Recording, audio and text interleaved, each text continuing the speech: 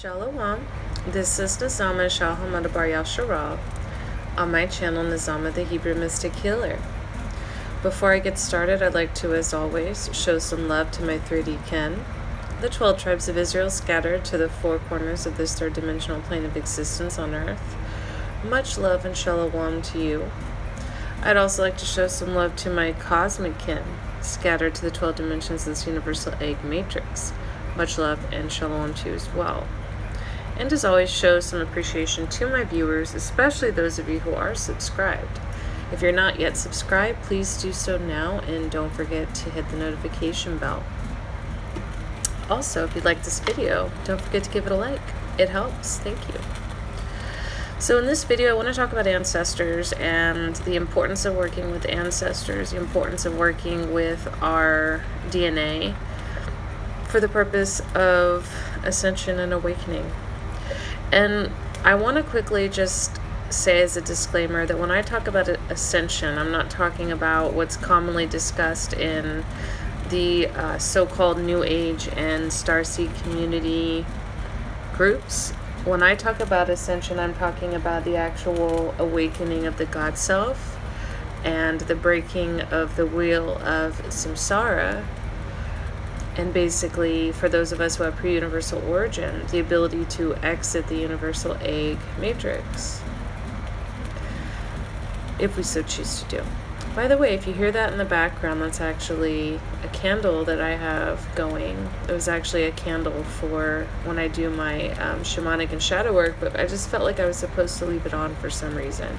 And I feel like it's very appropriate to the topic at hand. But so if you hear crackling in the background, that's what's going on.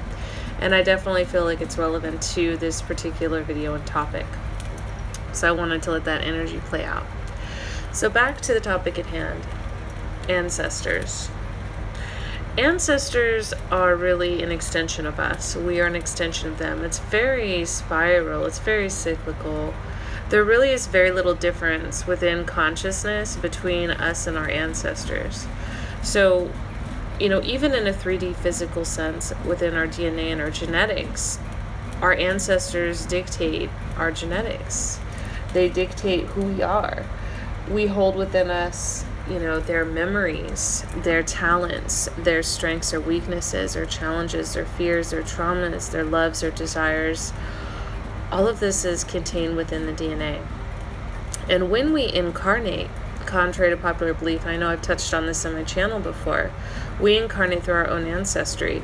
Reason being is consciousness, you know, really does operate in that spiral, breathing in and breathing out.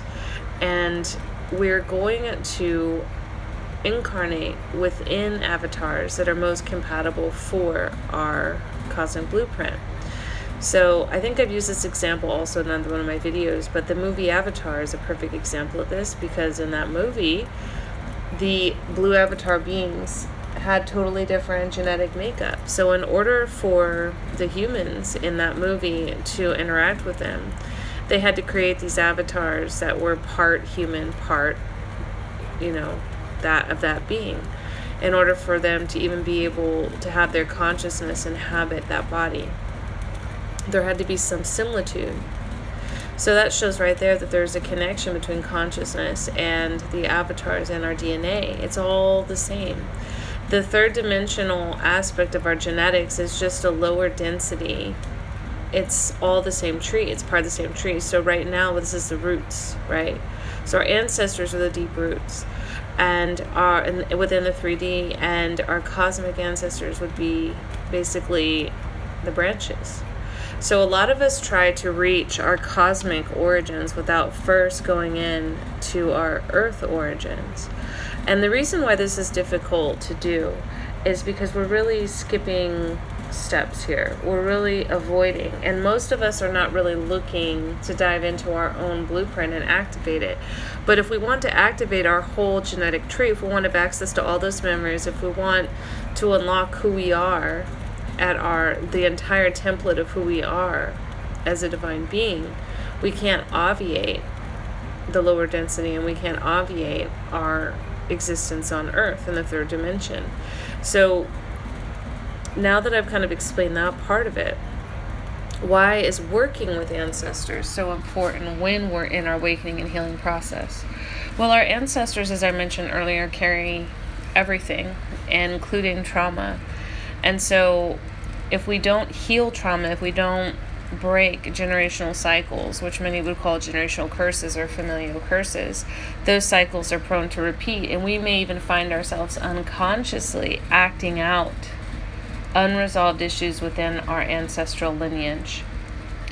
And even in the Bible, it even says that, the sons will pay for the sins of the father, that, for a certain amount of generations, certain things have to be paid for.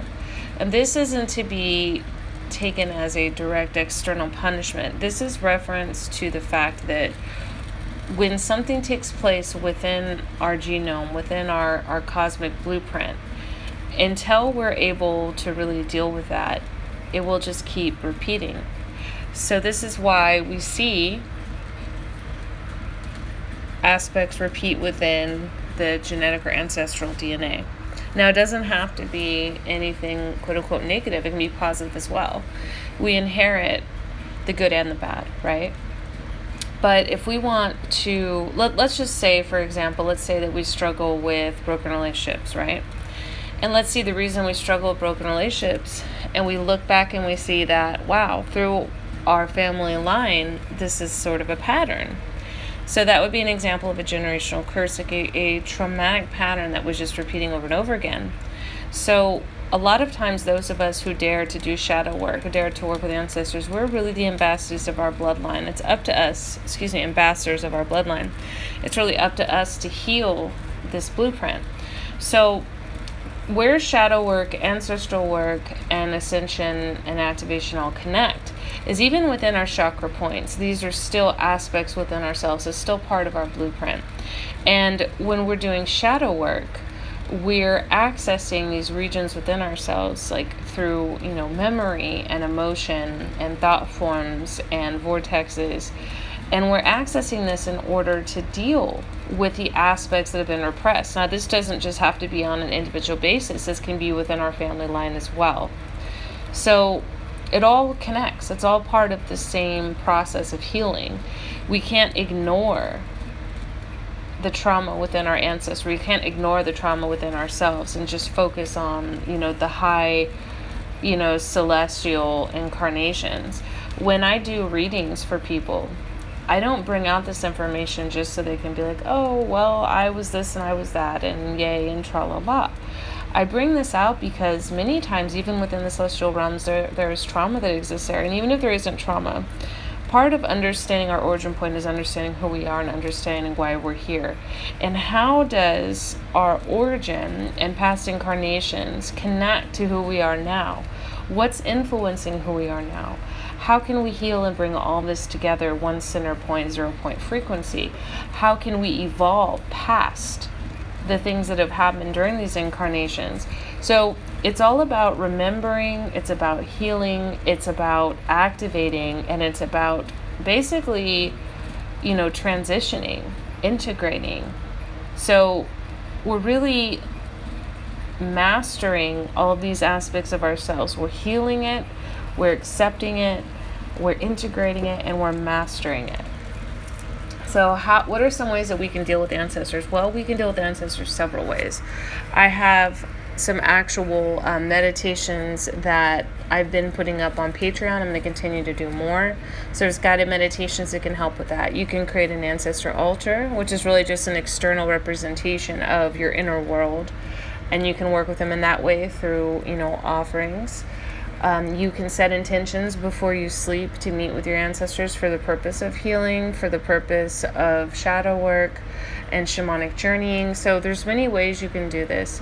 Obviously, for those of us who come from a mixed ancestry, where there's more like, potential family feuds, you want to, take care and not do anything that's really going to offend different various ancestors. But that's another thing that can happen too, is when we have ancestors from different backgrounds. Let's say, for example, Like for myself, I have, ancestors that are Caucasian, and then I have ancestors that are melanated, and they have different cultural aspects and backgrounds. So what do I do in that situation? Well, I create a very generalized ancestral altar, except for my immediate family members that have passed on. And I do a very general healing of all ancestors involved in integrating. I still choose which ancestors I want to work with. So for example, just like I'm not going to spend a bunch of quality time with toxic living relatives, even though I may love them at a distance and I may work on their healing, at an unconscious level in shamanic realms, I'm not going to deal with them. Likewise, I'm not going to welcome toxic ancestors directly into my space and work with them at that level. But I'm still going to work to heal them as I would work to heal all of my ancestors. So that's just an example right there. So I just wanted to do this quick little video on this topic. I'm going to have more videos to come. Obviously, I'm going to have actual in-depth techniques and meditations for working with this on Patreon. So if you guys haven't had a chance to check it out, definitely check it out. I'm going to leave the link on the drop-down menu. You can also see the link on the banner of my YouTube channel. And also, if you're interested in a retro cosmic akashic record readings, you can find out what your origin is, which can help you in this process of recalling and activating and healing. Definitely hit me up. I have the link to that on my banner as well, and in the drop-down menu of this video. So I hope you guys enjoyed this video. Take care. Shalom.